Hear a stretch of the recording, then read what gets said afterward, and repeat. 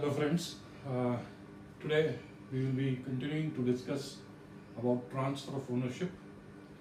The first aspect of transfer of ownership is about risk. Risk is transferred along with the ownership. That's the basics which we had discussed in our first session. Let us see what and all points come out as far as risk is concerned. Risk prima facie. The legal word prima facie means on the face of it, as it appears to be. So, risk as it appears to be or on the face of it or in legal word prima facie passes with the transfer of property. So, the moment property gets transferred from the seller to the buyer, obviously the risk associated with that good also gets transferred. That is the meaning of risk prima facie passes with the transfer of property. Let us see some important points for your observation. First one, basically the risk of loss of goods by way of destruction, damage, theft, deterioration, etc. is with the seller. So why should the risk be with the seller? Because seller is the owner already, the risk of deterioration, destruction, damage or theft of such goods is already on the seller. It gets transferred to the buyer only when ownership gets transferred. So any loss or destruction before the ownership is getting transferred, the primary risk taker or the risk is on the seller.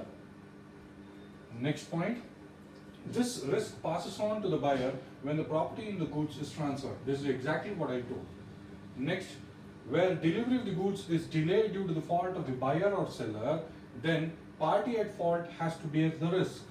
What do you mean by this? If the buyer and seller have agreed to conclude a contract and the seller has transferred the property in goods to the buyer, that means ownership is already transferred. It goes without saying that first 2 points have stated that henceforth the buyer becomes the owner, therefore the risk is transferred to the buyer.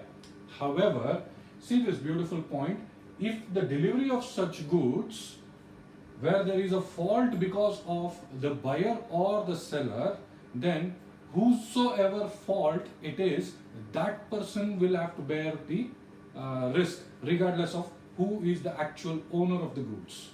What do I mean by this? Let's take a scenario.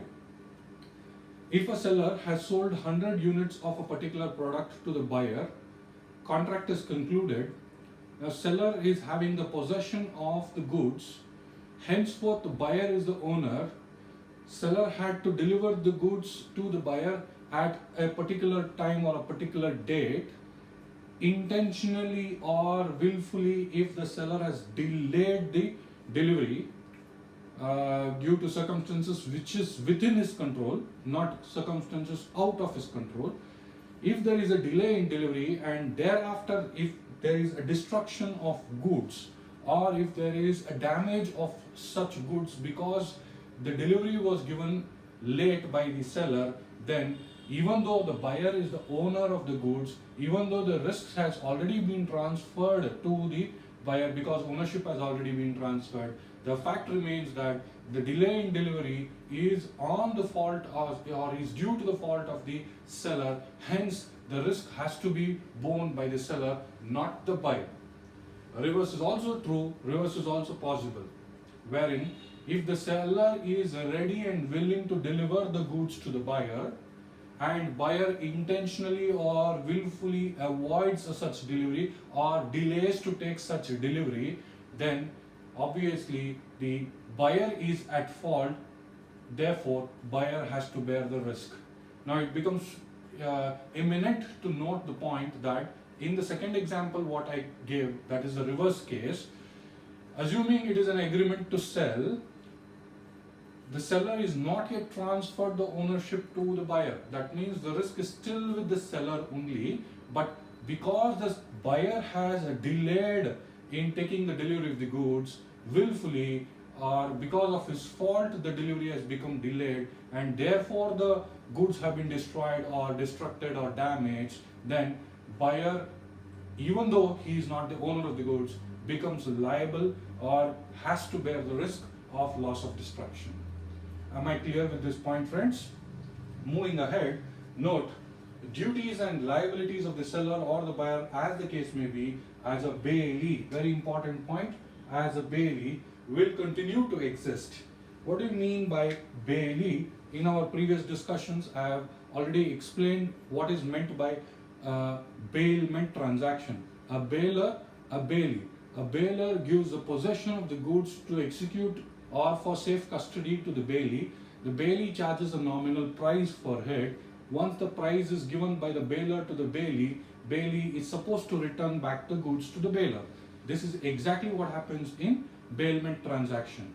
Now connecting that point with this case where delivery of the goods is yet to happen, ownership is already transferred from the seller to the buyer, which means seller is holding the goods as a bailee. He has to take care of the goods.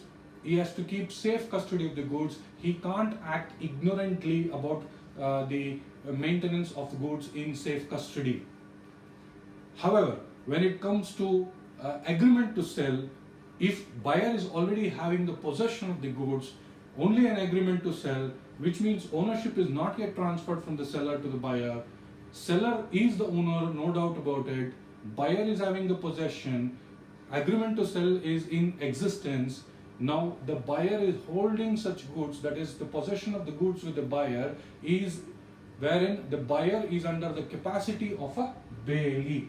He has to hold the goods in safe custody. He cannot be ignorant or lethargic in holding the safe custody of the goods.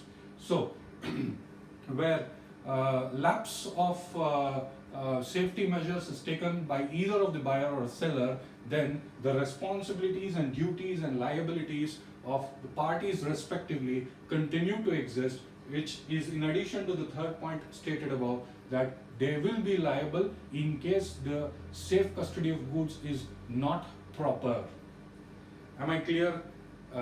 If you want an example where agreement to sell has happened, possession is with the buyer, buyer is playing a role of a bailee, he has to take care of the goods in a prudent way.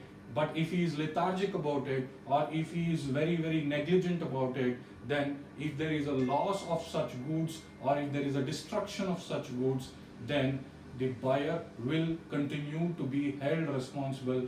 Buyer will be liable for such an act. Under what? Bailment as a bailee. Are we clear about this point?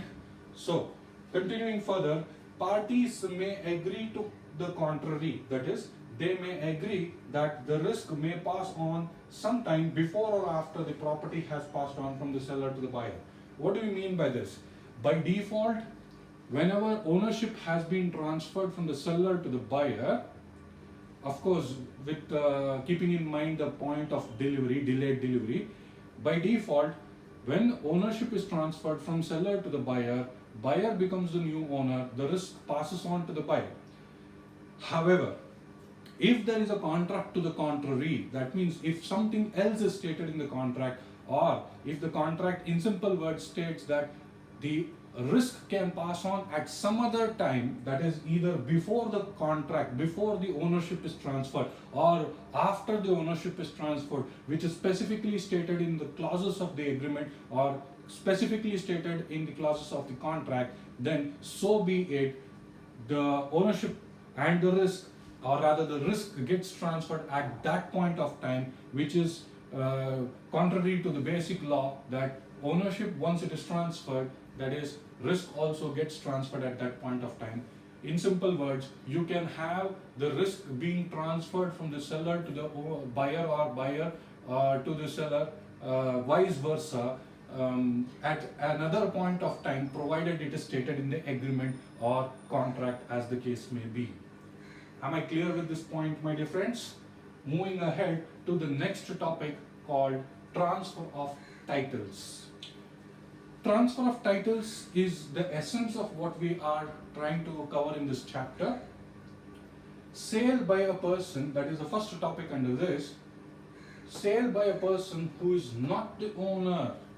Oh, we have been understanding the basics right.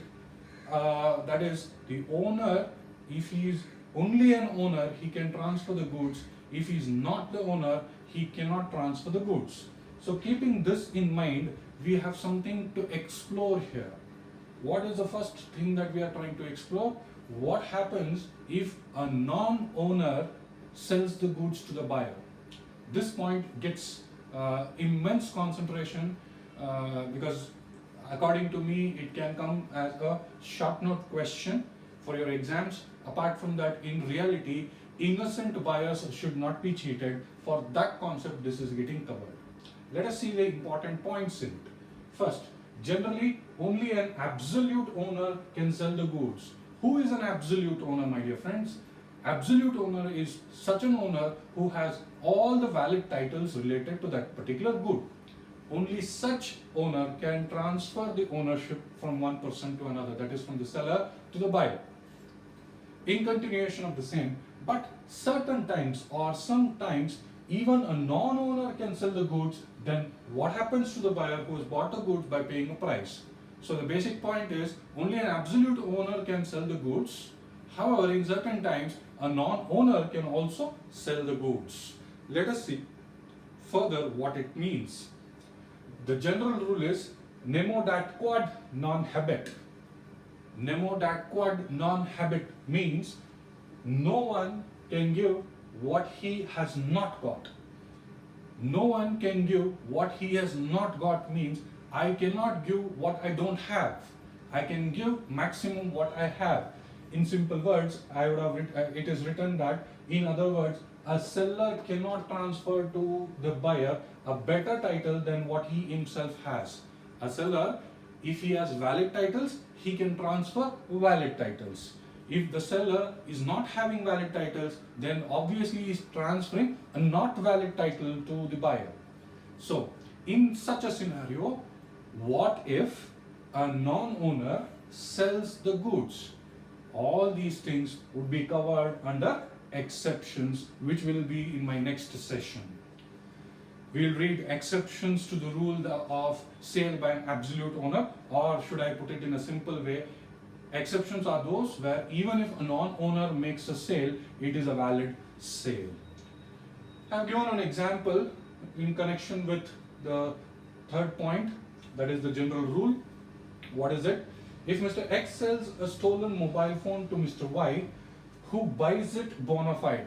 What do you mean by bona fide? Bona fide means with good intention and good faith. So if Mr. X sells a stolen mobile phone to Mr. Y, who buys it in good faith, that means he is not knowing that Mr. X has stolen the mobile phone from someone and selling it to him. So that is the meaning of being bona fide. He is unaware of the fact that it was a stolen mobile. Then Mr. Y will not get the title to the mobile phone because primarily X did not have it, or X who sold it did not have a valid title. And more importantly, my dear friends, it is pertinent to note that Mr. Y should return back the goods or return back the mobile to the true owner, which we have already covered earlier. So if Mr. X has stolen a mobile phone from someone and sold it to Mr. Y will not get a valid title because Mr. X primarily was not the original owner, was not the absolute owner. Therefore, Mr. Y cannot get a valid title in this scenario. More fully, very importantly, Mr. Y has to return back the mobile phone to the true owner. What is the situation of Mr. Y here? Mr. Y at the best can file a case of fraud on Mr. X and recover his money what he had paid for the mobile phone. He cannot ask for the mobile phone. Therefore, it is very interesting to note that only an absolute owner can make a sale. Only a person who is having a good title can pass on a good title to the buyer. Of course, when we come to exceptions, we will see many more things, and we can explore a lot of different possibilities, keeping in mind Contract Act 1872 as well as Sale of Goods Act 1930. Next session, I will be covering about exceptions. If you have any doubts about this, please do mail me to lohitzacademy@gmail.com. I shall revert back to you. Thank you.